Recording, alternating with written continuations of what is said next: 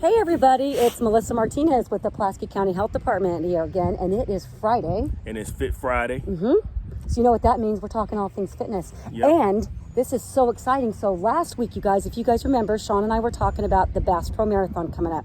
And we were going to talk about what happened, and man, I'm going to let you take it from here. Tell them what you did. I'm still alive. No. No, but well, I finished. I brought my medal with me today, 26.2. It was my first. It won't be my last. I'm going to tell you that just keeping it short, I really like the environment just to be down there in Springfield. All of the citizens that line the roads along the way. I think it was. It was just very encouraging, and man, I think everybody should run at least one marathon, and this is one of the reasons why. Is because during this time in our society, we see so much discouragement, so much division, and things like that. But the marathon has taught me, even though I've said this many times, that a marathon is our life. Our life's journey is a marathon. But when we run the marathon, or you go out and you participate in the marathon, let me just put it like that, because you don't have to run, you can walk it. That's right. But as you're going through, the one thing that I noticed is that everyone that was running, they were running their own race. They was running at their own speed. They was doing it how they're equipped to do it. When they passed people, they encouraged people. And if you were to see somebody that you saw that needed encouragement, you'll tell them good job. And I think that's just what we need to do now in this day and age in life, is just, even as we pass people, we can encourage them. We can be a motivation as we walk through. I mean, and there were people who gave up their time and their resources by giving, the snacks and the drinks and things like that. And we need that. We need, it's a journey. We need replenishment. It's going to be difficult. I mean, you're going to experience many different emotions. I mean, it's just, I enjoyed it.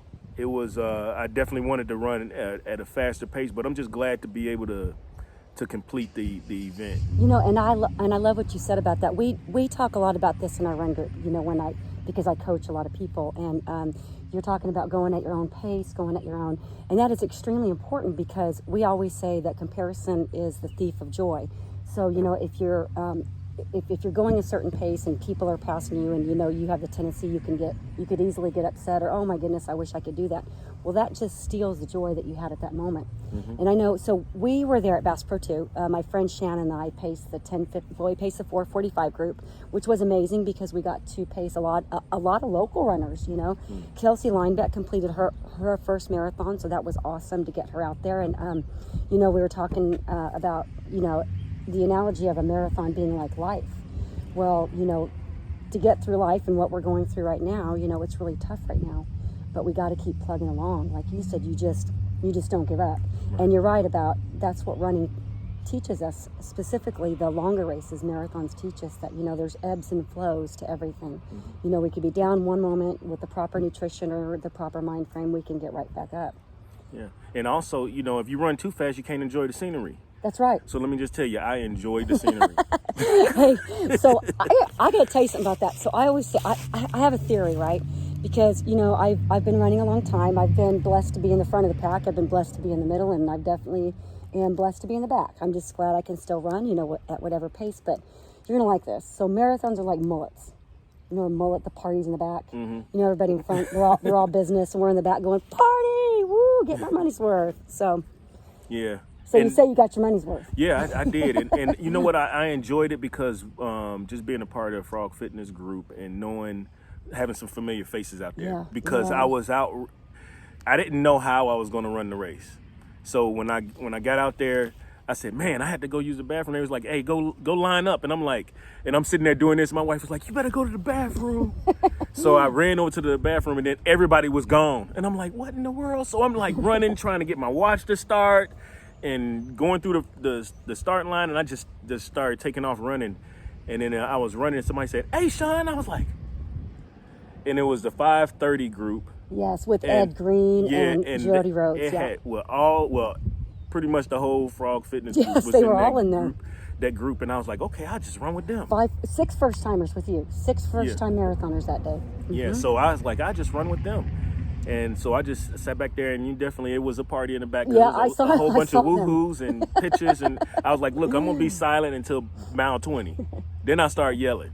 I don't think it'll be celebration, it'll probably be pain, but Yeah. but I stayed with it. I stayed with them all the way up till almost the 11th mile. Wow, that's awesome. Yeah, and so I was happy about that because we actually hit 10 miles at 157 or something like that.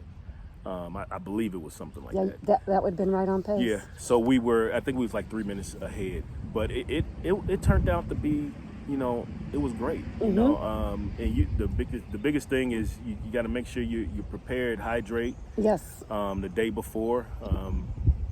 But like I said, having those familiar faces out there really meant a lot more too, because it wasn't something that you've done alone. I mean, there's so many life lessons you can learn. You can't, oh my goodness, you we could can't talk run alone. life lessons all day. You can run alone, but it's hard. But it's better to run with others. People.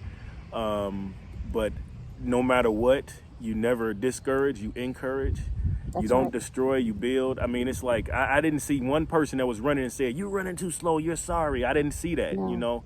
That's not what life's journey is about. That's not what the marathon is about. Words have a lot of power. Yeah. I think we've talked about that before. An encouraging word can make or break a race. I mean, it literally can. And I think that's a great reminder, guys, because two things. I think we would like to encourage you today to set your own goals. Now, that doesn't have to be a marathon because not everybody can do that. Right. But nearly everyone can do a half marathon, if that's your goal. And if you want to reach that goal, find some encouraging friends. Definitely find some encouraging friends. Find someone who's done it before that can lead you along the path.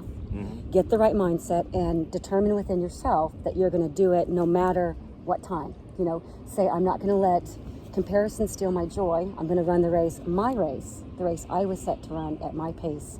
And I'm going to get friends alongside me to encourage me to do that very thing. Wouldn't you say that's the key? Yes. I mean, I'm going to tell you, one of my personal goals was when they said, hey, we're just letting all the runners know that at 1:30, we're taking all the barriers down, so then you got to run on the sidewalk. I was like, I'm not running on the sidewalk. So I want to be done before the barriers come down. Yeah. So that was my goal because I had never done it before. And I was like, whatever I put out there this time, I just got to beat it next time. Yeah. So, and I know I will because of, the injury. I didn't get enough time to train, but you can do whatever you want to do, period. Yes, like you can. when you make up your mind, there's nothing that can stop you from doing it. No. I mean, period. You just gotta, you just have gotta to, do it. you have to be honest Mm-hmm. and commit to yourself, and just don't compromise your own conscience and integrity. Oh, hang on. So bad timing for that train, but we're going to let it go, right, Sean? Yeah. And this is a great reminder, guys. So when things in life, when they go wrong, just speak a little louder to yourself. Encourage yourself just a little bit more, right? Yeah. And this will pass, and we'll get through it. So just speak up a little bit. That was like the 18th mile to me. Felt like you got hit by a train? Yeah.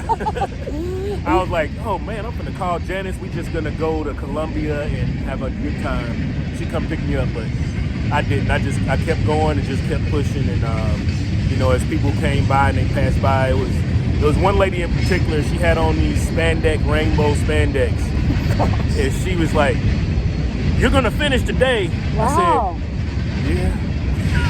And then she kept going.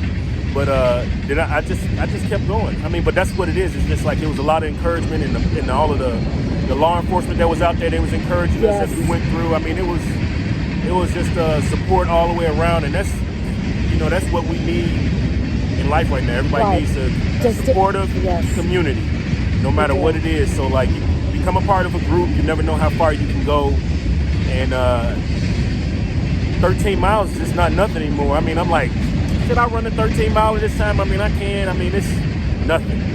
I'm not even worried about that. So once you stretch yourself 26, anything below that is like, it's not going to be as challenging.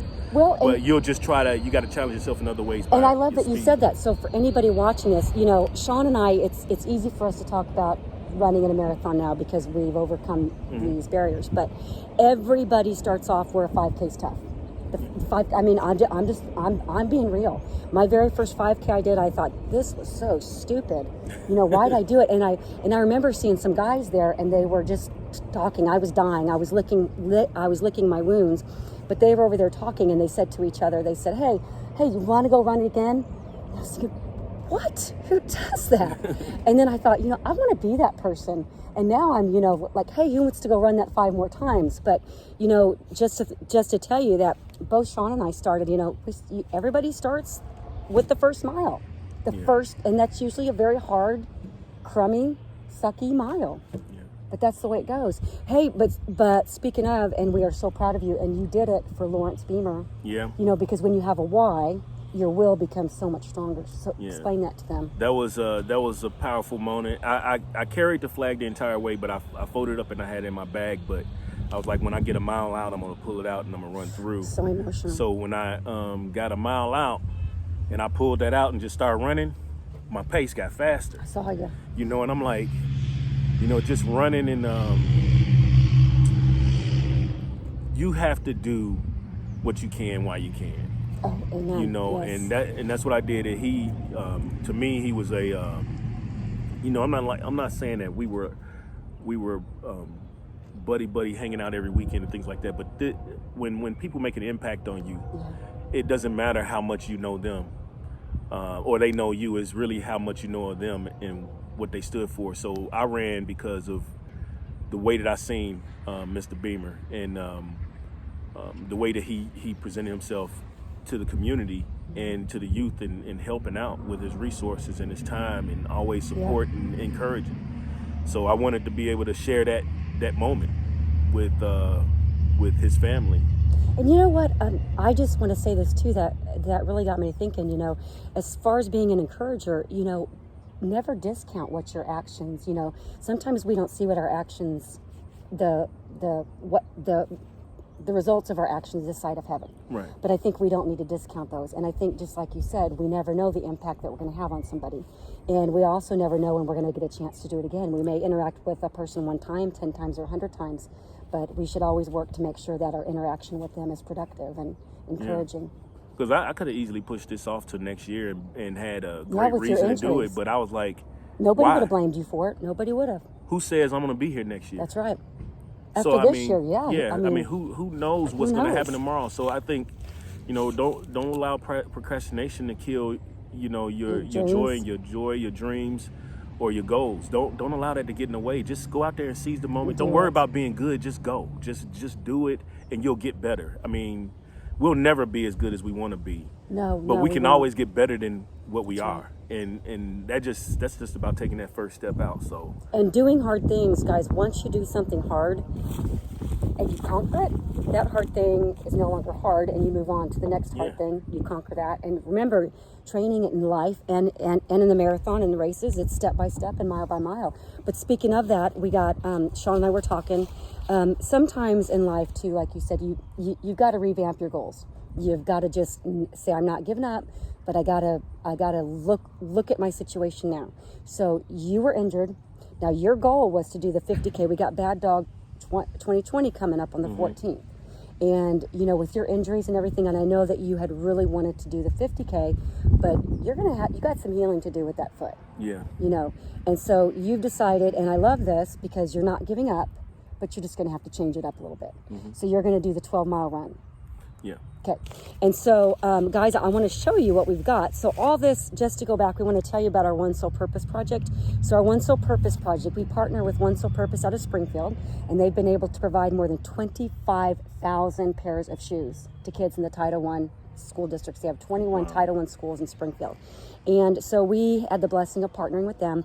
And so this race is to raise funds for our One Soul Purpose project. That is our goal, to eventually provide a pair of shoes to every elementary student every year in Pulaski County. But we can't do it all at once. We're going to start with Dixon Elementary, and then maybe someday we'll get so big we can do, who knows. But that's another thing. We're just not going to give up. We had our first fundraiser in April. COVID killed that. We couldn't have the race. That's okay. We'll just readjust, move on. So we're having the Bad Dog 2020. So we have, I don't have the medals in yet. So the 12-mile runners will get a medal. The 12-mile ruckers will get this patch, because ruckers like patches. That's something I'm learning something new all the time. The guys from Team RWB, they're schooling me on patches, because I had this real pretty patch that went like this. They said, "Oh no, patches have to be uniform." I said, "Okay." So that's the patch, and then here we've got, for the 50K runners, we've got this nice 50K pen, and it's a nice one, isn't it? Because you touched it, it's metal. These are pretty good quality too. Uh-huh. I mean, it's a nice metal. Yeah, we spent more than we really wanted to, but we know that, you know, if we nail this race and we want to do it again, that we want people to come back and we want them to say, you know, it was worth my time and money. So anyway, here's the 50-mile finisher. That is a belt buckle. Isn't that nice for the 50 milers? And maybe next year that could be on your radar. And then voila, check this puppy out. These are for 100-mile finishers, for everybody who finishes 100. But once again, don't compare yourself to anybody else. Go the distance. 50 mile or 100K, or 50 mile or 50K. The 50K is this one. Okay, 50K, which is 31. 50 miler. Okay, got it. 50 miles, so we go for 31. We can go 12, 31, 50, or 100. Cool. And they've got 30 hours to complete it. So after, you know, that's definitely, having completed 200-mile races before, we talk about encouragement and stuff. And you can't do it without encouragement. And there's a reason why at mile 50 you're allowed to get a pacer. And a pacer is kind of like, they're your Barnabas, because you're going to be pretty tired and you're going to need someone, and a pacer is going to come. Rachel Bowers is going to be my pacer. So at mile 50, God willing, I make it that far, she will come along and run with me the last 50. And she will be my cheerleader, she will be my coach, and she will help to get me through. Wow. Relationships are so important. And in this year of 2020, with so much going on, I highly suggest that you definitely cherish your friendships that you've got, and tell people you love them, and just realize how blessed you are. I think the marathon teaches us that. Yeah, it's a lot of lessons that can be learned. And Bass Pro was a great organization. They put on a fabulous race. Bass Pro, you know, helps us out with One Sole Purpose. They got us the hats, and they're just a wonderful organization. So next year, if you're set your sights on a marathon, you know, it's always a great one. Yeah, my son's gonna run the half next year, so that's awesome. Yeah, so and my wife was like, I could have did it, and so she wants to do it too next year. So it may be our whole family will be out there next year. That's awesome. My son did the virtual. He had to fly out, but he did the virtual the week before. So Bass Pro is definitely a family event for us. I remember Bass Pro was actually my very first official marathon I completed, and Luke was at the finish line. He was about that tall then, but it was my first official one, and just keep going back.